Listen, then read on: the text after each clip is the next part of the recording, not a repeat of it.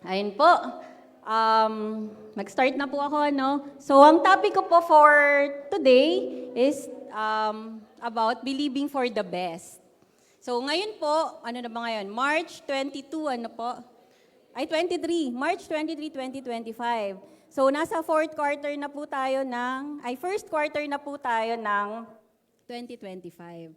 So, yung first quarter, patapos na po. Ang bilis, January, February, March na agad. Parang kailan lang po Pasko, tas New Year, tas ngayon, mag-April na po. So, kamusta po yung bawat isa sa atin? Kamusta po ang ating mga, di ba, pag January, meron po tayong mga prayer request, may mga faith goals tayo, plans na pinapanalangin natin sa Panginoon. So, sino po dito yung answered prayer na po? Yung ngayong first quarter, nasasabi po na mag-amen po, answered prayer na, yung pinanalangan ng January. Praise God! Meron po ba? So yun, papuri sa Panginoon. Eh sino naman po dito yung prayerful pa po?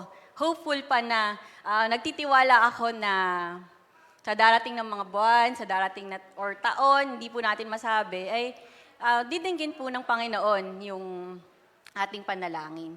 So, ayun po, believing for the best. Ano po ba yung what is best for you po ba? Siyempre, sinasabi po dito na naniniwala o nagbe-believe tayo sa best eh. Pero that po medyo malinaw po sa atin kung ano po ba yung best sa atin. Ano po ba yung description natin ng best? Kasi baka minsan po, katulad ng, minsan ang mundo, ang best po is syempre yung finance, parang ganun. Kapag marami ka nito, kapag meron ka nito, pag meron ka ganyan, you have the best life. So parang yun yung paglilin lang ng mundo sa atin. Pero kung makikita po natin, ano po ba yung best na baka we're living the best life, hindi pa natin alam kasi ungrateful tayo sa meron tayo. Example, good health. Meron po tayong magandang kasalusugan, wala po tayong sakit. Yung mga anak po natin, yung pamilya po natin ay walang sakit at karamdaman. Hindi po ba natin dapat ipagpasalamat sa Panginoon yun, di ba po? Naalala ko noon, di ba? Nasa 50s ka na, wala ka pang maintenance. Praise God! Ngayon, sa panahon po ngayon, di ba po, 40s ka pa lang, parang ang dami ng mga nade-detect na kung ano-ano sa katawan. At pababa po yung age, 30s, di ba? May mga ganun ng sakit. Parang minsan nakaka-alert na, kailangan na mag-healthy lifestyle na din ako. And kung tayo, nasa 40s ka na, 50s, 60s, 70s, and iniingatan ng Panginoon yung kasalusugan mo, salamat sa Panginoon. Palakpakan naman po natin yung Panginoon sa mga, ano pa dyan, di ba? Sobrang healthy, nakakatuwa yung mga 70s, no? Tapos talagang malakas pa, wala pang mga iniinom, parang okay pa sugar, di ba yun pa yung mga normal, okay pa yung BP. So ano pa po ba yung sa best life? Relationships, maayos yung pamilya, masaya, di ba? Kahit na hindi sobrang masasabi, pero manageable naman, kumbaga parang ganun. So, ngayon po, bago ako mag-start, gusto kong iwan sa inyo, ano po ba yung best sa atin? Kasi minsan, baka kaya hindi sinasagot ng Panginoon, hindi pa answered prayer po, kasi baka hindi yun yung kalooban ng Panginoon, hindi yun naka-inline sa will ng Lord. So, kumbaga, may pagkukorek sa puso natin. So, ang text ko po ay matatagpuan sige, sabay-sabay po nating buksan yung ating mga Bible or cellphone sa Genesis 15:1-6. So ito yung covenant promise ng Lord to Abraham. So familiar naman na po tayo lahat kay, di ba, Father Abraham, parang Sunday school lang po. So ito yung covenant promise. So samahan niyo po ako sa pagbabasa ng text po natin.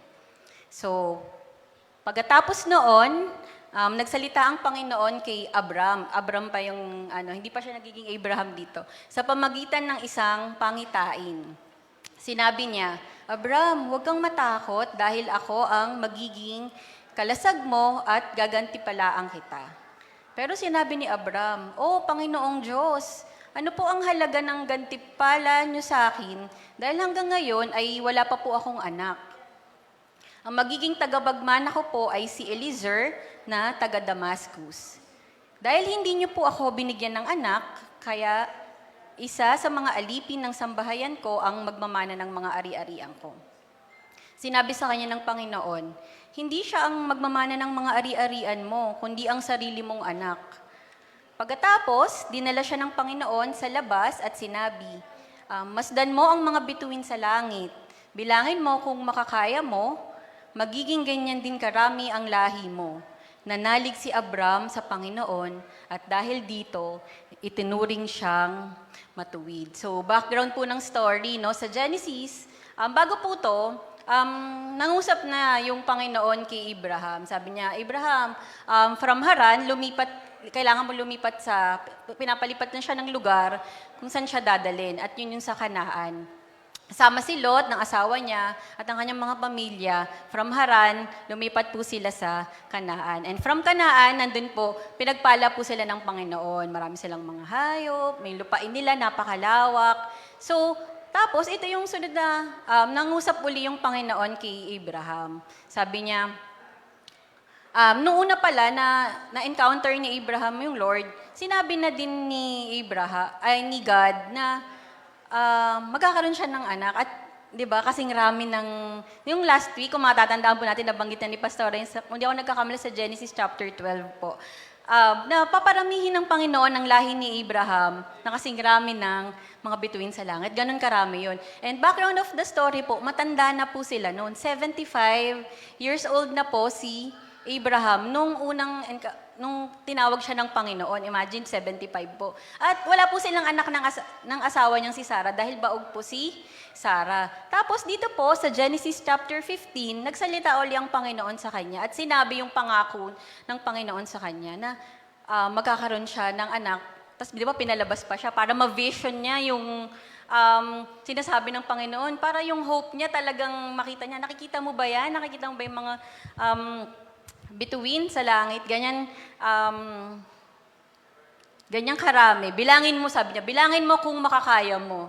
Sobrang dami. Ganun magiging karami yung lahi mo. Sabi ni Abraham, Lord, paano po, ano pong magiging halaga ng parang gantimpala ng mga to na meron sa akin? Wala naman pong akong anak. So si Eliezer na lang po na aking tagapagmana ang magmamana ng mga to. Pero anong promise ng Lord? Sinabi sa kanya ng Panginoon, hindi siya ang magmamana ng mga ari-arian mo, kundi sarili mong anak. So take note po natin yun, no? 75 years old po siya noon. So, sabi sa English, and Abram believed the Lord. And the Lord counted him as righteous because of his faith. So, background, matanda na, 75, pati asawa, buog. Pero anong naging response ni Abraham nung sinabi ng Lord yung promise niya? Naniwala siya. He believed the Lord and the Lord counted him as righteous dahil sa pananampalataya niya. Despite of the circumstance, despite sa parang hindi yata, parang ganun, parang di ba, yung sitwasyon parang hindi mangyayari. Pero siya nagtiwala at nanampalataya siya sa ating Panginoon. So, babalik ako doon po sa context ko, believing for the best. So, how can we believe God for the best? How can we believe nga sa Lord for the best? Sister Jamie, sabi ng doktor, ganito na daw yung, yung result yung negosyo namin, mahina, parang ganun, walang mga. Kumbaga, ganun yung sa sitwasyon natin. Paano kung paniniwalaan yung Panginoon na He has a great plan for me? Paano ko panghahawakan yung salita ng Panginoon na meron siyang best plan for me? So, bawat isa po sa atin, may iba't iba po tayong sitwasyong pinagdadaanan po. So, may mga nag-answered prayer na. At meron pa rin po mga hopeful and prayerful na the best is yet to come. Dahil naniniwala po tayo sa ating Panginoon. Amen po ba? So, sa mga kapatid ko po na parang di po para sa akin yata ito kasi talagang discouraged, no? So siguro ito po yung message ng Panginoon sa atin na manampalataya po tayo sa Kanya. Panghawakan lang po natin yung Kanyang mga pangako. Amen po ba?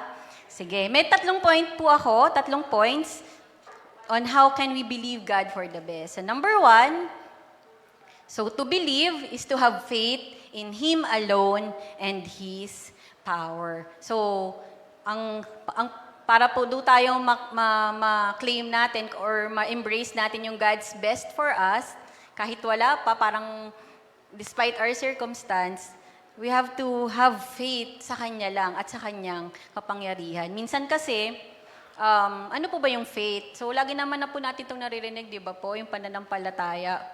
Sabi dito, ang pananampalataya ay ang katiyakan na matatanggap natin ang mga bagay na inaasahan natin. At ito ay ang pagiging sigurado sa mga bagay na hindi nakikita. So sabi sa Hebrews 11 verse 1. Si Abraham, mabalik po tayo sa kwento, even it's parang impossible at nung sinabi sa kanya ng Lord yun, naniwala po agad siya. Ganun yung pananampalataya na meron niya na kahit di niya pa nakikita, hindi pa parang visible sa kanya, di ba po? Nanampalataya po agad siya. At ayun yung pananampalataya. Sabi, pagiging sigurado sa mga bagay na hindi nakikita. Yung bukas, yung future, wala naman po talagang, di ba, makakaalam kung anong mangyayari kahit bukas. Buhay pa ba tayo bukas? Anong mangyayari bukas? Wala pong nakakabatid po nun. Pero nananampalataya po tayo na ang Panginoon yung may hawak po ng future natin dahil tayo kanyang mga anak. Amen? Amen po. So, to have faith, minsan, hindi natin fully tayo makapanampalataya sa Panginoon kasi hindi tayo nagsusurrender. Parang, kung matitingnan po natin, yung pananampalataya po kasi is pag-surrender sa Panginoon po talaga. So, sasabihin natin na nananampalataya tayo, pero hindi natin pa sinusurrender talaga fully. Kumbaga, nagre-rely pa tayo sa sarili nating strength. Hindi, kaya ko to. Sinasabi natin, nanampalataya tayo sa Lord, pero nagde-depend pa rin po tayo sa sarili nating kakayanan. Kumbaga, tulungan ko kaya yung Lord noon, tagal eh. Parang ganun, pag naiinip po tayo, no, parang gusto mo tulungan yung Lord. Parang, tayo pa talaga po ba yung tutulong sa Lord? Di ba po? Parang, dahil sa parang inip na tayo sa timeline ng Lord na gusto mong mapabilis or what, gusto mo na parang tulungan siya. Di ba? So, dumadating po tayo na mapapagod po tayo kasi limited lang po tayo bilang mga tao eh. Di ba po? Hindi katulad ng Lord natin na unlimited. Dadating tayo sa point kahit na itodo pa natin yung best natin, mapapagod po tayo. At to have faith is to really surrender. I surrender this plan to you, Lord. Binibigay ko na sa'yo. Di ba yung lagi sinasabi, I let go and let God. Ikaw na po bahala sa relationships ko, di ba? Sa family ko, sa business ko, sa work ko, binibigay ko na po sa iyo, Panginoon. Surrender. So, si Abraham, sabi dito, dahil sa mananampalataya, nagkaanak si Abraham kahit matanda na siya at baog ang asawa niyang si Sarah. Dahil naniwala si Abraham, natutuparin ng Diyos ang pangako niya na magkakaanak si Sarah. Kaya mula kay Abraham, nawala ng pag-asang magkaanak pa, nagmula ang isang lahi na kasindami ng mga bituin sa langit at buhangin sa dalampasigan. So, Hebreo 11, verse 11 to 12. Kung makikita po natin, nasa New Testament po yung yung sa Hebrews, nasa New Testament. Pero yung kwento ni Abraham po, di ba, nasa Genesis, which is nasa Old Testament. Kung maalala niyo po last time, shinare ni Pastora sa atin na maganda po pag-aralan yung Old Testament. Dahil makikita po natin na yung katuparan ng ang mga nakasulat sa Old Testament ay nakikita po natin sa New Testament. So dito makikita po, pinatunayan din po dito sa New Testament na sa Hebrews na dahil sa pananampalataya, actually marami yan, pag binasa po natin yung Hebrews 11, lahat ng mga characters sa Bible na nagpakita ng pananampalataya nandyan. So dahil si Abraham po yung pinag-uusapan natin, yun yung kinuha ko, na dahil sa faith, nagkaanak si Abraham kahit matanda na siya at baog ang asawa niyang si Sarah. Dahil naniwala at nagtiwala si Abraham sa Panginoon at sa kapangyarihan ng Panginoon at hindi sa kanya lang. Kasi kung titingnan na lang sa kanya, talaga matanda na ako. Talagang parang hopeless situation na eh. Pero dahil sa pananampalataya, nagkatotoo at tinupad ng Panginoon yung kanyang pangako. So ayun po, how can we believe God for the best? Number one, to believe is to have faith in Him alone and His power. So ngayon po, pagtatapos ng first quarter po ng 2025, isurrender po natin ang nalalabi pang mga buwan, di ba po, sa Kanya. Marami pa pong mangyayari, meron pa pong 3 quarters. Excited po ba kayo sa gagawin ng Panginoon sa buhay natin? Amen. Basta po patuloy lang po tayong magpagamit sa Panginoon, yung buhay natin, ialay natin sa Kanya, sa mga paraang, di ba po, na binigay niya sa bawat isa sa atin. At tapat po yung Panginoon. Tulad ng awitin kanina, ang ganda. Sa lahat ng panahon, Diyos ka sa amin. Amen. So number 2, so how can we believe God for the best? Number 2, to believe is to trust His plans and timing. So ito na. Kunwari, meron po tayong pinagpipray. So nanampalataya na tayo wholeheartedly, Lord, sinurrender ko na talaga to sa'yo. Wala na.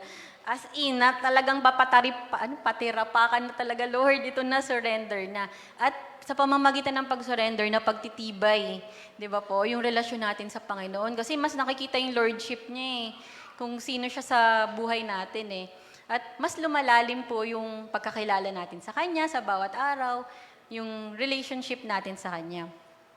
At sa pangalawa po, so how can we believe God for the best? Itatrust naman po natin yung plano niya, di ba nagtiwala na po tayo sa Kanya, siya mismo, yung plano naman niya and timing. So sabi sa Genesis 12:4-5, ito po yung sa kwento natin kanina. Kaya umalis si Abram sa Haran at pumunta sa Kanaan, ayon sa sinabi ng Panginoon sa kanya. Nasa 75 taong gulang noon si Abram.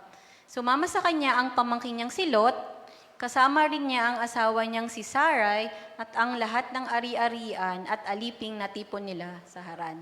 So, nung unang tinawag si Abraham, obedience agad, sumunod agad siya. May faith agad tong tao na to. At sinama niya nga ang kanyang asawa at ang kanyang pamangkin na si Lot at yung mga ari-arian niya. 75 po siya noon. After 24 years, nung 99 na taong gulang si Abram, nagpakita sa kanya ang Panginoon at sinabi, "Ako ang Diyos na makapangyarihan. Palagi kang maging matapat sa akin at mamuhay ng matuwid. Tutuparin ko ang kasunduan ko sa iyo, pararamihin ko ang lahi mo." So after 24 years, 99 years old na po si Abram, nagpakitang muli, nangusap uli ang Panginoon sa kanya at sabi, nagpakita sa kanya at sabi, "Ako ang makapangyarihang Diyos," sabi niya. "Palagi kang matapat sa akin at matuwid." Yung matuwid ang kanyang pamumuhay. So ito na ang sabi ng Lord, "Tutuparin ko ang kasunduan ko sa iyo." So imagine, 75 lang siya nung tinawag siya na sinabi yung promise niya. 99 na po siya, 24 years na po yung nakalipas. Pero ano ang naging attitude? Makikita natin ni Abraham dito. Sa kanyang paghihintay.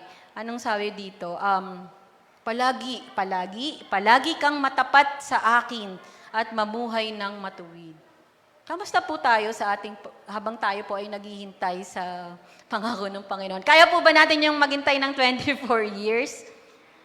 Kaya po ba natin? So, grabe po yung faith ni Abraham po. Imagine 24 years, parang 4 months lang, di ba? Parang tagal na, sa ating paghihintay. Pero yung example po dito sa atin, 24 years po. At anong naging attitude niya during waiting? Siya'y naging tapat at namuhay pa rin ng matuwid. Nawa po datnan tayo ng Panginoon na matapat at namumuhay ng matuwid sa ating paghihintay. Hindi yung habang naghihintay ka, talaga nagmamaktol ka na sa Lord. Kailan ka ba, may napakinggan akong preaching Yung pag hindi, si Pastor Froilan po ata, pag hindi na pagbigyan, nagtatampo na sa Lord, di na ako attend. Ang tagal, hindi na ako attend. Pagka dinidinig, a-attend ako. Parang naka-base po dun yung ating parang relasyon sa Panginoon. Pero sa Abraham, yung unwavering, yun pala, yung unwavering faith ni Abraham na despite the situation, despite dun sa waiting period, siya ay dinatnang matapat ng Panginoon. Sana panalangin natin sa Panginoon na datnan niya tayong matapat na kahit ang tagal, di ba po? 1 year, 2 years. Hindi po natin masabi yung timing ng Lord kasi Lord po siya, di ba po tayo, creation niya. Hindi natin pwedeng ma-question po yung time ng Lord yung plan niya po sa atin. Ang magagawa lang po talaga natin ay pagkatiwalaan yung Panginoon that He has best plans for all of us. Amen po ba? So yun, there is joy in waiting. There is pain also, di ba? Kahit naman sa ang paghihintay, di ba? Pagpipila ka lang sa mga, kunwari, government or something, yung ang tagal ng pila, inip na inip ka na, no? Natetest yung, yung patience mo talaga. Ang tagal, tas ganun. Ang sayang oras ko, parang ganun, parang may gusto kong gawin. Singit ba ako? Ano bang dapat kong gawin? Pero dito, makikita natin sa Abraham, wala naman siyang ginawang something na pag-aapor, parang ganun. At nasulat po sa Bible na siya'y naging matapat sa Panginoon. So, gano'n na lang po yung pananampalataya niya. So, yun po si Abraham. At share ko lang din, sabi about the plans of the Lord. Sa Proverbs 19:21, sabi, di ba, many are the plans in the man's heart, but it's the Lord's plan that will prevail. Napakarami nating plan sa buhay. Hindi daw mahilig magplano-plano, di ba? Sulat-sulat, planner. Yung mga babae, mahilig magganyan, di ba? Parang ang dami mong mga plans. Pero, despite all of the plans, kailangan i-surrender natin. Lord, ito yung mga plans ko. Ito yung mga heart's desire ko. I-inline mo po ito sa kalooban mo. Yun. Kasi nga, di ba, yung kanina, yung description po natin sa God's best.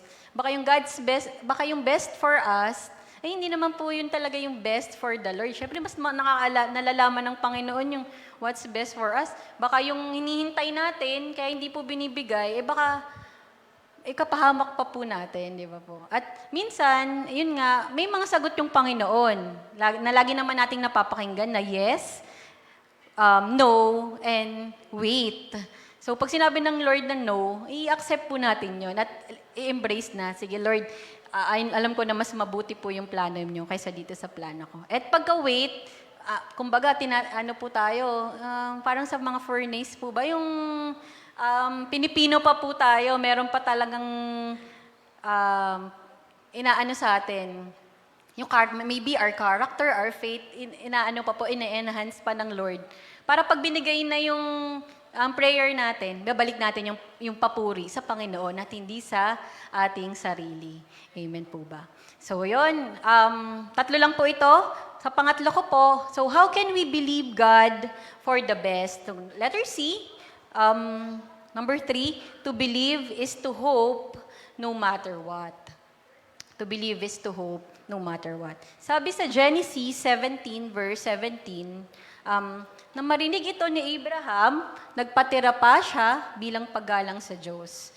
Pero tumawa siya sa kanyang narinig. Sinabi niya sa kanyang sarili, magkakaanak pa ba ako na nasa 100 taong gulang na? At si Sarah, mabubuntis pa kaya siya na nasa 90 taong gulang na? So, 99 years old na po nung sinabi ng Lord kay Abraham na tutuparin ko. At yun nga po, nangyari po yun. At 100 na po siya. Magkakaanak pa ba ako na nasa 100 na years old na? Tapos yung asawa niya ay 90 years old na. Pero ano sabi sa Luke 1:37? Nothing is impossible with God. Nothing is impossible. Walang imposible sa ating Panginoon. Amen po ba? Nasa Lucas po yun. Lahat po, kahit napaka-imposible sa paningin ng tao sa Panginoon, wala pong imposible. May mga ganun po ba kayong patotoo? Di ba po, bawat isa sa atin, pag nagtitestimony tayo, ay, hindi ko masabi talaga sabihin natin na miracle ng Panginoon, si Lord yung gumawa nun. At yun yung pinakamagandang testimony. Yung mapakita natin, ma-testify natin, yung kapangyarihan ng Panginoon sa buhay ng bawat isa sa atin. Amen po ba? Kaya mamaya po, grab na natin yung opportunity po, no, na makapagpatotoo sa mga dakilang bagay na ginawa ng Lord sa atin. Yun nga, wag tayong mahiya. Talagang i-proclaim po natin yung greatness ng ating Lord. So, ito po. Ngayon, ito na po yung kasagutan. Ngayon, inalala ng Panginoon si Sarah ayon sa kanyang ipinangako. Nagbuntis si Sarah at nanganak ng lalaki, kahit matanda na si Abraham.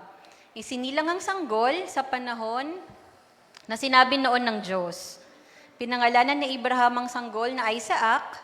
Nang 8 araw na ang sanggol, tinuli siya ni Abraham ayon sa inutos sa kanya ng Diyos. Nang ipinanganak si Isaac, 100 taong gulang na si Abraham. So total, 25 years of waiting. But God fulfilled His promise. Praise the Lord. Amen. Pagkalipas ng 25 years, 75, go from Haran to Canaan, nagpakita yung Lord. Tutuparin ko yung sinabi ko sa'yo, hindi pa pala doon, nag-wait pa siya. Nang nagpakita yung Lord, 99 na siya at eventually, nung 100 years old na si Abraham, binigay na sa kanya ang kanyang anak na si Isaac. At makikita natin na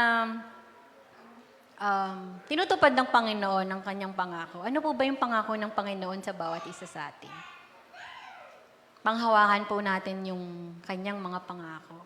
At saan po ba natin matatagpuan po pala yung mga pangako ng Lord? Siyempre sa Bible po, ano.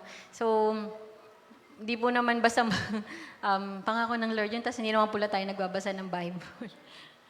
So, palagian po nating tayong para ma-inline po yung ating mga plano, yung ating buhay, syempre, sa kalooban ng Panginoon, maglaan po tayo lagi ng panahon sa pagbabasa ng kanyang salita. Kasi doon po siya, isang way na mangungusap po siya sa atin, sa kanyang salita. At nandun po ang kanyang mga pangako sa bawat isa sa atin. Napakarami po. Napakaraming, di ba, pangako ng Lord sa atin. Isa lang doon, hindi kita iiwan, hindi kita pababayaan, sabi ng ating Panginoon. So, conclusion na po ako. So, ang conclusion po natin, so Abraham believed God from the beginning. Sa simula pa lang, nanampalataya na si Abraham. Kahit na, despite all the circumstance, parang imposible na to, siya, buo yung puso niya na nananampalataya sa Panginoon at nag-surrender siya sa Panginoon. Sabi niya nga, di ba, si Eliezer na lang yung magmamana kasi Lord, wala naman akong anak. Pero yung babasahin po natin yung tone niya, hindi naman siya yung parang, wala naman akong anak, parang hindi naman siya ganun galit sa Lord. Kumbaga, okay lang, di ba? Okay lang. Pero ang loving response ng Lord sa kanya? Hindi siya yung magmamana ng lahat ng yan. Bibigyan kita ng anak. Tingnan mo yung mga bituin sa langit. Ganyan sila. Sabi niya pa nga, challenge pa siya ng Lord. Sige, bilangin mo kung kaya mo. Kasi ganyan karami yung magiging anak mo. Ganun na lang yung pinakita ng Lord kay Abraham, yung kapangyarihan niya. So, ayun po, ang pinakamahalaga po talaga sa atin, syempre po, yung pananampalataya natin sa Panginoon. Ang pananampalataya natin sa ating Panginoong Jesus, di ba po ba? Doon po talaga yung pinaka-root po nun ng lahat po sa ating buhay. So, Abraham believed God from the beginning.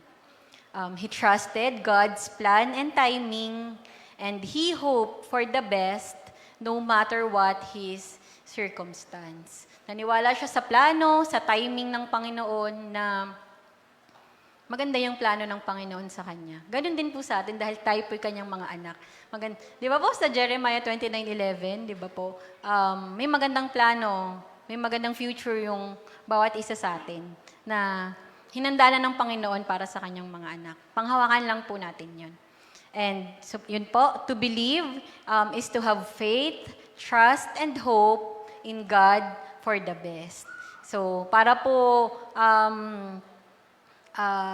kumbaga maganda yung natin sa future, yung pagising mo ba, meron kang hope, maniwala po tayo sa ating Diyos. So, sa application po natin, naniniwala ka ba na may magandang plano ang Diyos sa buhay mo?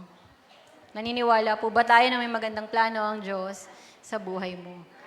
Amen. Nawa po maging panalangin natin na patuloy na gamitin ng Panginoon ang buhay natin para sa Kanya.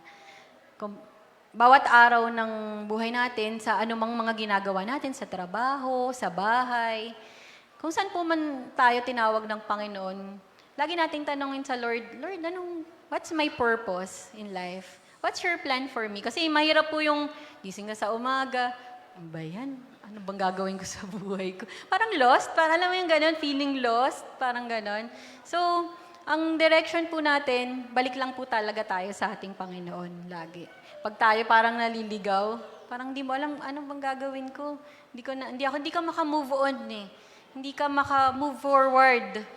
Wala na, hayaan ko na lang. Hayaan ko na lang matapos yung 2025 ng matatapos din. Parang gano'n yung wala lang, di ba? Pero kapag nag-surrender tayo sa Panginoon, papakita niya yung purpose niya sa bawat isa sa atin. Na ang ganda pala ng buhay na plinano ng Panginoon sa atin. At nawa magamit yon para sa kanyang kapurihan. Kahit ano pong ginagawa natin, nagugus tayong pinggan, di ba po, nagluluto po tayo. Sa work natin, sa mga students, di ba, habang nag-aaral po kayo, mag-aaral po tayong mabuti. Sa work, magtrabaho po tayo ng tapat. Kung ano man po yung paglilingkod na purpose na binigay sa atin ng Lord, gawin po natin ng masaya at ng tapat katulad ni Abraham. So, dito po ako mag-e-end sa Romans 15:13.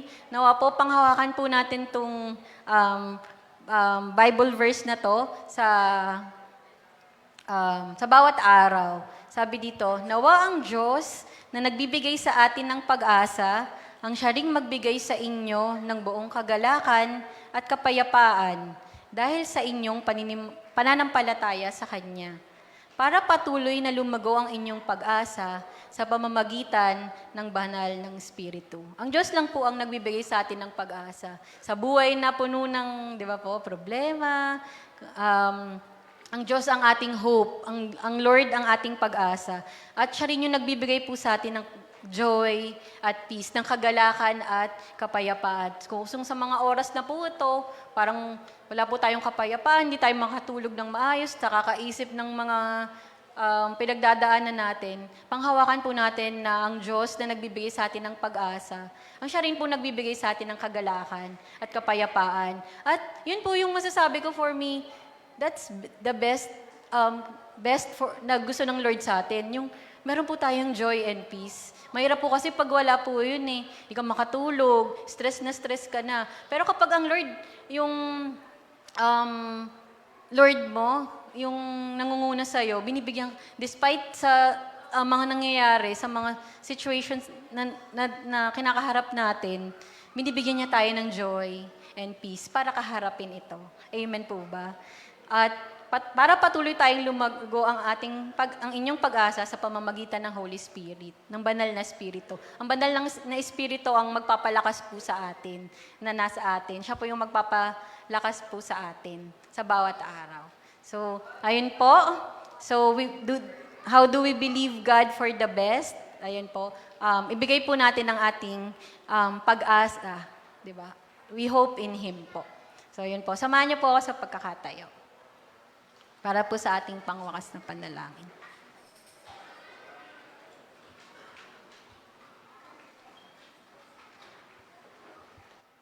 Yes, Lord.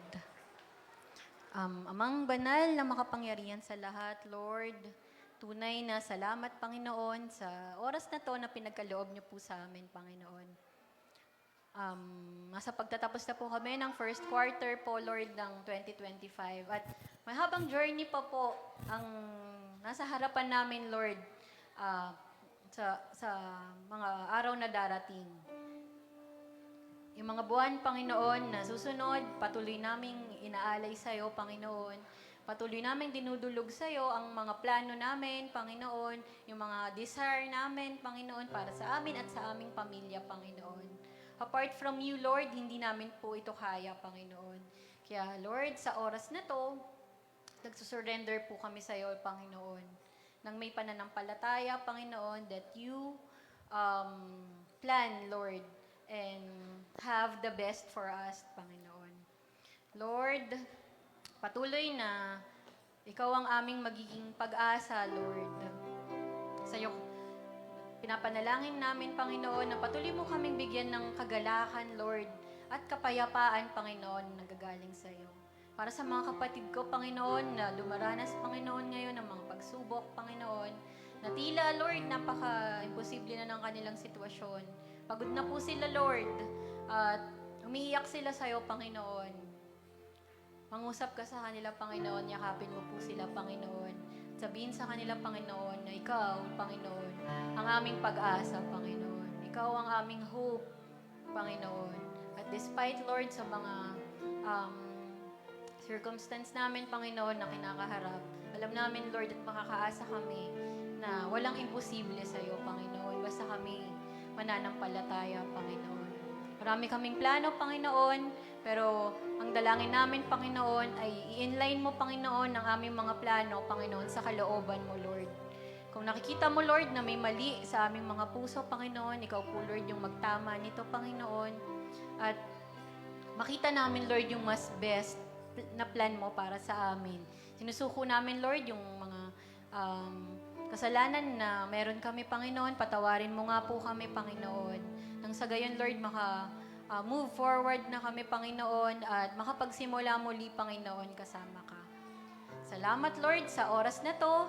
Salamat, Panginoon, sa mga katuruan mo, Panginoon, at patuloy naming nilalapit sa iyo, Panginoon, ang gawain namin ngayong umagang ito, Panginoon. Sa iyo namin, Lord, binabalik ang pinakamataas na papurit pasasalamat, Panginoon.